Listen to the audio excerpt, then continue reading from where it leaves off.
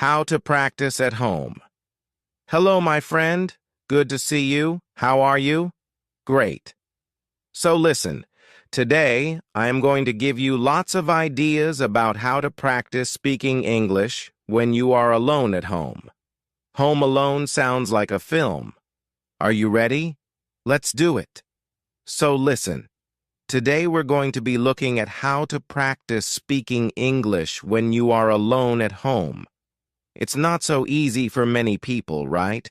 Because maybe you don't have any native English speakers in your city. Maybe there are no tourists that you can go and harass. Maybe there are no groups locally where you can go, chat, and speak English. And maybe you're not ready to go on Skype and try to find some random English person to chat with, somebody you don't know. I mean, that can be quite hard, especially if you're a little bit shy like me. So what I want to do today is share with you lots of ideas about how you can practice speaking when you're on your own at home alone, right? Good. Now, if you do know me, you may be thinking, what's that strange orange block over there? That wasn't there before. True. And this is my meditating mat. Sometimes where I sit and meditate, sometimes I don't sit on the wall. I'm just tidying at the moment, so I couldn't find a place to put it. So right now, it's over there. Okay, the truth about speaking is that, yes, you can watch videos, you can watch films, you can listen to podcasts. All of that is great. But at some point, you need to start speaking. You can speak on your own, but also later you'll need to start interacting and practicing speaking with people. But that's not always easy to do. So right now, today, I'm going to focus on some really practical, simple activities you can do when you're on your own at home to start practicing speaking. The first technique is called speak into the mirror, and this is really useful. But it's really, really simple, right? It's easy because you can do this first thing in the morning when you're brushing your teeth, or, well, you can't speak and brush your teeth, but just before you brush your teeth. And in the evening before going to bed, when you wash your face. What do you mean you don't wash your face in the evening? Why not? My mother always told me, make sure you wash your face, clean behind your ears, wash your neck, scrub your neck. Yeah, wash your face before you go to bed. It takes all the dust and pollution off your face, apparently. Anyway, that's a great time that you can do it. And this is good, because the key to learning and preparing for I is habit, right? If you can attach your learning to an existing habit, brushing your teeth or washing your face, then it makes it much easier. Now, I used to do this when I was learning Chinese. In the morning after brushing my teeth, I would just have a few sentences talking about what I'm going to do today in the future, right? Speaking Chinese. Today I'm going to go to the park. I need to go to the supermarket. I'm going to buy some vegetables. I'm meeting Jack at 6 o'clock. I might go to the cinema. All in the future. Brilliant. And then, at the end of the day, you can talk about what you did or what you have done. Today I went to the park. I played football. I went shopping. In the end, I've done a lot. It has been a good day. Right? Past tense, present perfect as well. So you can see, it's actually great to practice different tenses. It's a bit like writing your diary at the end of the day, right? Which is also a great way to practice writing. But this is speaking in front of the mirror. It's nice. It's reflective learning in many ways. Okay, moving on. The next one I call collocation fun, right?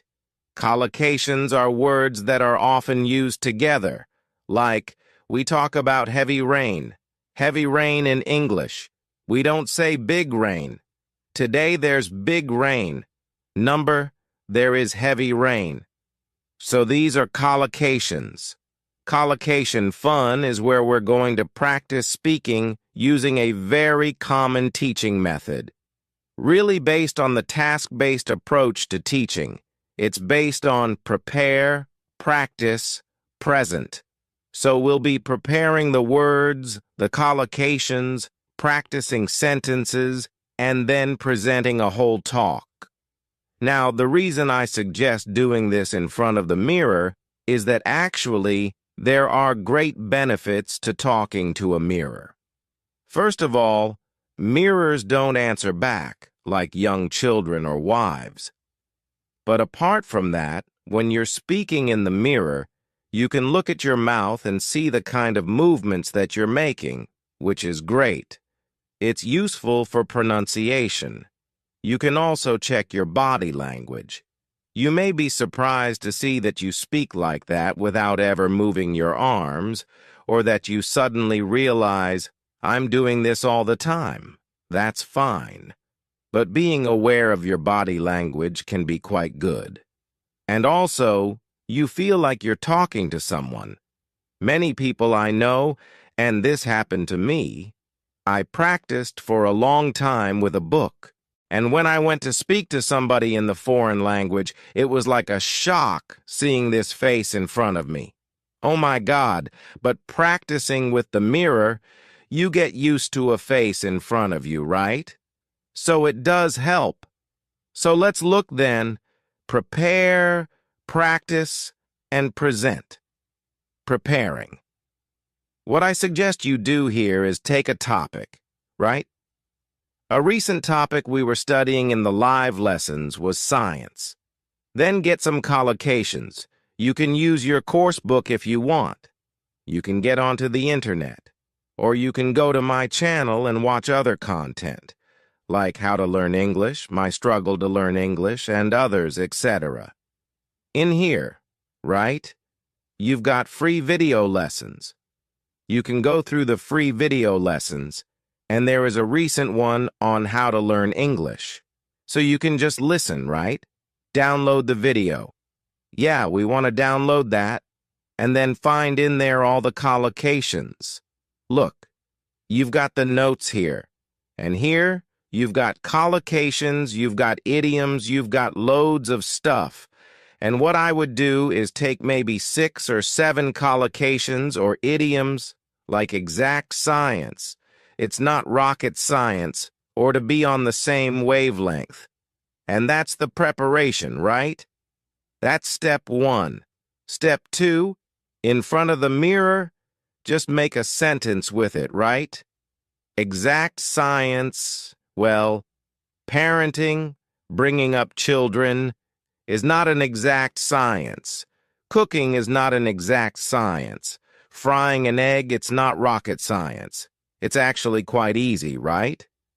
Then I'm just practicing sentences here. And then in the end, after practice comes present. I take one of the old Part 2 questions around science, maybe something like, describe an area of science you're interested in, and then start to talk about it for maybe a minute, trying, if possible, to use some of these phrases and sentences, right? So you may say something like this. Describe an area of science you're interested in. Well, okay.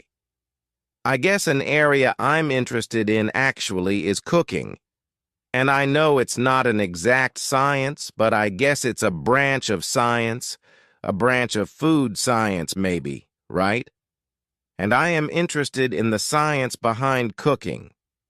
I think it's very interesting. I know with cooking, when you heat things up, they change. And when you mix different things, like sugar and vinegar, you get different levels of acidity, and chemical reactions happen. So I think it's really interesting, right? I think chefs and scientists are really on the same wavelength because they're trying to experiment, discover new things, whether it's cooking or new dishes, things like that. I know cooking isn't rocket science, but I am interested in how it works. So yes, Although it's not a hard science, I think it's an interesting area of science for me. So you can see what I'm doing here is not giving a perfect part 2 answer. I'm just trying to activate and practice some of these expressions that I've been learning. And that's it, really. So that's it. It's great because preparing the collocations, practicing the sentences, and then presenting a talk is a really tried and tested method. Do it in front of the mirror. It's great. You get everything. You get the contact with somebody, but you can see yourself. You can monitor yourself. It's really, really effective. Collocation fun, great. I want to go and do it. It sounds like so much fun. I'm going to do it again right now. I'll be back in a moment. Next up, practice with short audios. Now I am a big fan of extensive listening, right? Listening to podcasts and films, that's great. But when it comes to speaking, I think short audios are much better. They are bite-sized chunks. They're easy to use. And your concentration is shorter for shorter periods of time. You can work with, for example, recorded P-sample answers. There are many websites that have those. Not written, it must be recorded, right? You want to listen and then speak.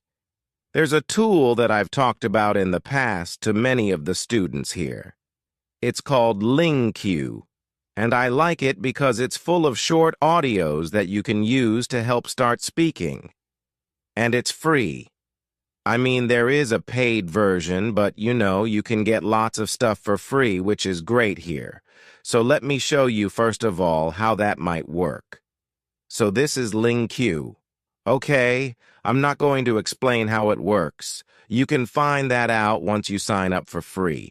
But basically, there's a library. You choose your level here. So let's say I'm going to go intermediate, and you can choose down here different audios to listen to. I've got one of my previous lessons here about sport that I will open up.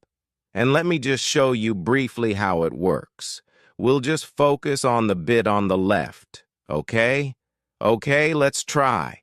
Hello, Steph. Hello, Steve. Nice to see you again. Nice to see you again. So what I want you to focus on first is as you listen to the sentence, pick out the stressed words. Nice to see you. Nice see you. Like to chat a bit about your interest in sports. Sure, you lived in Japan for quite a few years, I think. Lived Japan. Years, I think. Right, about 9 years. 9 years. Okay. So you can see I'm just doing the word stress. And also you can pick out chunks or phrases that you like or that sound interesting. Years, and I think you lived in different cities. That's right. I lived in Sendai for 4 years, which is a little bit north of Tokyo. A little bit north. A little bit north. That's interesting. Which is a little bit north, right? Not in the north, not located in the north, but a little bit north of nice, Tokyo for 4 years, and then 1 year down south in Shikoku. Down south. Interesting. Not in the south, but down south. Okay. And did you play any sports when you were in Japan?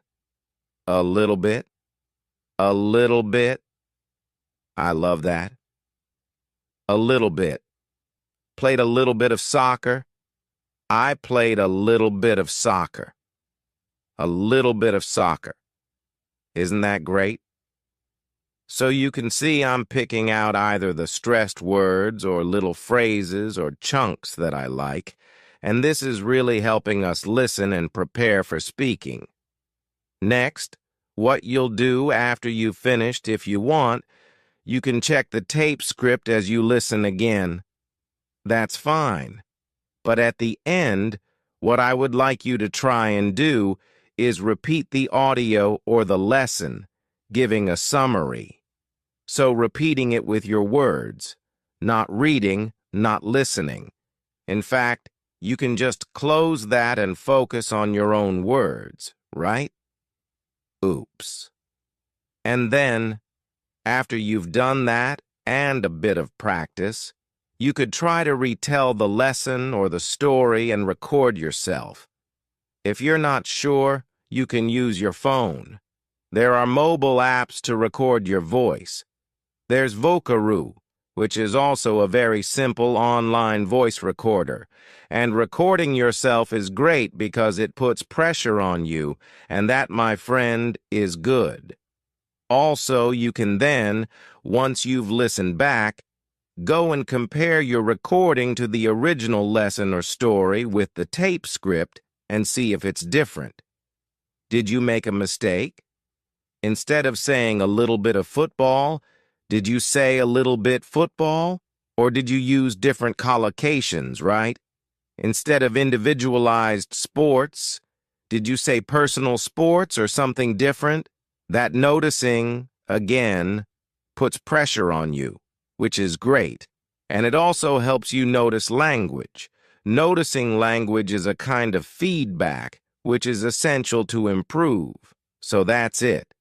Practice with short audios, right? The next one is really fun, and it's about imitating your favorite English-speaking actor or actress. Okay, so here, when you watch a film in English, take some of the actors that you really like and pretend to be them, right?